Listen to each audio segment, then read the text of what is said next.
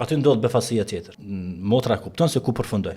Në momentin që e kapin, nuk rri më tha I qetë. Çan shumë. Ndoshta ajo periudha desa kishte ecë në për lum deri në pallat, kishte marrë kohë.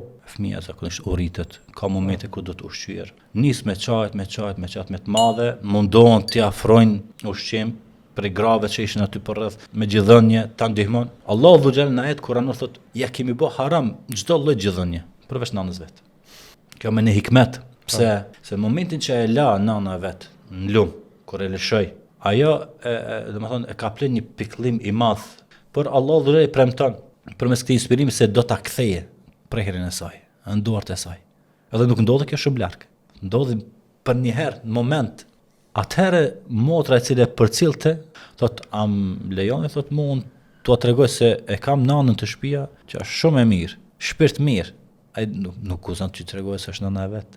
Më thonë motra e prezanton domethënë. Prezanton për ta gjeje se I shkon të ndërmend se ai mund 3 muaj ka qenë në xhirin e saj. Ç'është? Padyshim se do ta pranonte prap njëjtën gjithënje.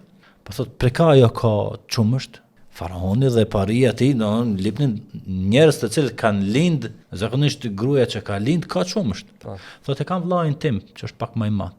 Thon mu Haruni, nëse flitet se I ka pas 3 vjet apo disa transmetim se I ka pas vetëm 1 vjet dallim mes Musait e Isa.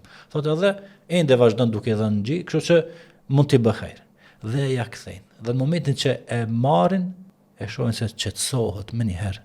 Dhe subhanallah e kishte detyrë që çdo ditë t'ia dërgonin tek shtëpia, tek vetë nëna e Musait që ajo ta ushqeje, ajo ta qetësoje, ajo në prej në saj të rrites.